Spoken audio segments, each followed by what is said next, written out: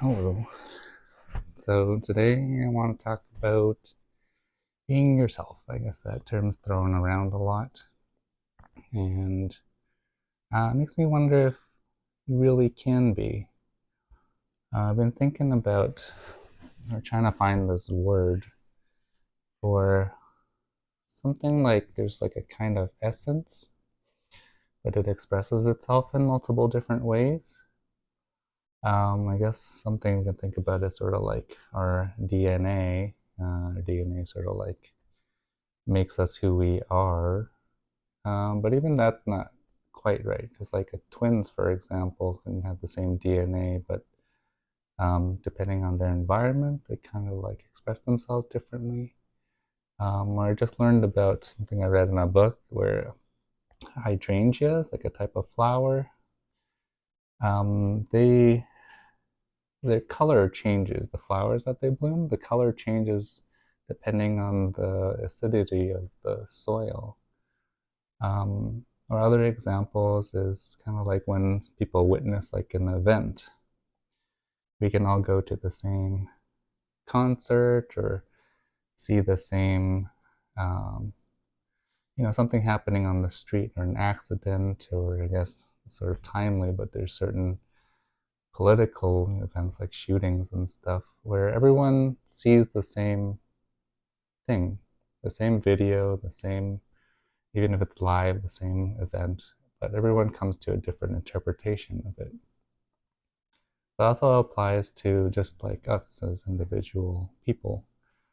I am someone's son, someone's partner, someone's ex, their friend, a brother, like a nephew, cousin, coworker. Like we're all of these different things, but ultimately you are just you. But the way you act in certain situations or the way other people act around you changes, even though you're the same person with the same thoughts and memories and whatnot. Um, but yeah, I've been kind of looking for a word to explain that thing because I think it's like really important.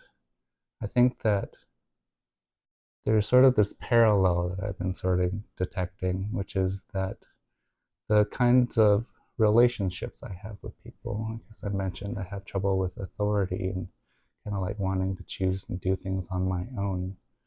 But that relationship with other people and how we address those things is ultimately something inside your head. Like those are the relationships somehow you've instilled inside your head. And a lot of it, I do believe Freud was kind of right in terms of focusing on childhood because a lot of like our key relationships and understanding of how things work is like set up from examples as a child.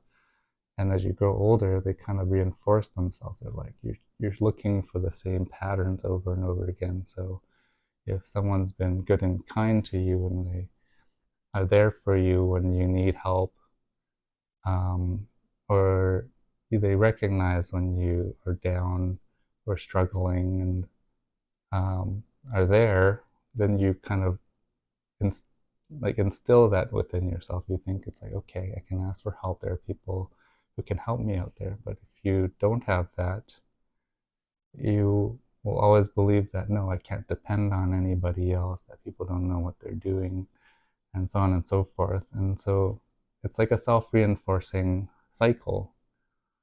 Especially like if you've been like in childhood, you're kind of stuck at home for a long time. It's not really your choice. You can't really survive outside by yourself. So the longer you're exposed to these things, the longer they stick. I started to recognize that within myself, which is like, for example, I have a partner, a girlfriend, and I've been sort of struggling with something where things, I don't feel like things are moving along or I'm making life changes in terms of my work and whatnot. So I think I felt like this pressure to push things along, but the more pushy I was, the more like there's more pressure and it felt more stifling. Um, and I can't force people to do things. I can only do what's within my control. So that was like the kind of dynamic I realized was kind of emerging there. And that relationship really came down to the fact that um, I think I grew up in a way where I felt alone. I felt like I was, I'm grateful I was fed and sheltered and whatnot. But I had to sort of do everything else on my own: school, figuring out life, learning different lessons. Even now, I'm still figuring out all of these psychology and mental health and relationship stuff on my own. And I think I was just tired, kind of tired of doing it all alone. And so I was afraid. I feel like if I don't secure something, if I don't make something happen, that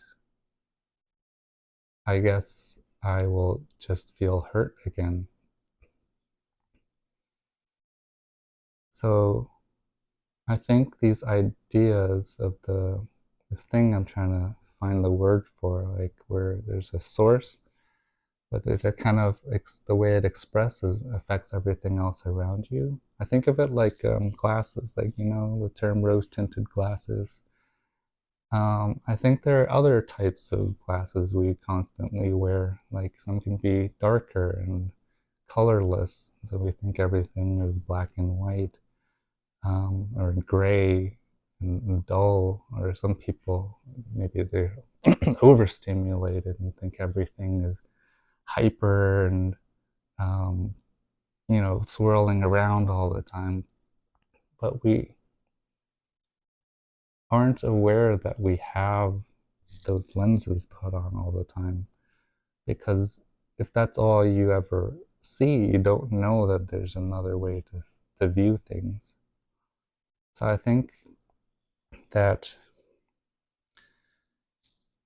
yeah, I think we tend to gravitate towards things we feel are good and make us feel good, and kind of avoid the things that make us feel bad. But when I sort of sit with my feelings, I kind of recognize that at the core of this, I don't want to deal with everything by myself. But the way I've been handling it is sort of, I take everything on my own, and I'm like, I can find a way, I can figure it out. But it turns out that's maybe self-destructive or sabotaging in some way. Or at least that's just the dynamic and how it affects the things around you, like the flower, and how it affects, like the surroundings affect how it grows. So I'm trying to think of a different way to approach things and what it means to really live within myself and be myself without trying to change the things around me or force things a certain way, because you can't really control the world. You really can't. You can just kind of control how you see it. So I think I just need to take a breath, and so unlearn, take a step back, and just maybe communicate that I feel alone and that it feels lonely to take on so much on my own. So if I just learn to like sit with that and maybe just explain to other people how I feel, that necessarily doesn't make them change, but it changes my relationship to my own feelings, my own sense of neglect, and that sort of burden of carrying things. And so if you change that relationship within yourself, or you change it with the people around you, maybe that sort of reflects both ways. It's like a parallel. That's why I need like a word to explain this, but it affects both of them. It affects the lens that we see things with, because only when you change how you approach things with yourself and with other people and your own feelings. That change sort of like shifts things, and it changes those lenses that we see, and it changes how other people relate with you and how they see you, and whether they're willing to talk about their feelings if you open up to yours. So yeah, maybe that's the key to being yourself, is learning that how you see other things around you is how you see things within yourself. And you might not know that you're kind of have a hard time with certain things or hard time saying certain things, unless you say them to other people and you say them to yourself. Yeah, maybe that's sort of the key. Um, kind of have to be yourself. You have to really, really know what's going on inside and kind of where it all came from. So hopefully that's helpful in some way for me. And yeah, I'll continue this journey and keep sharing.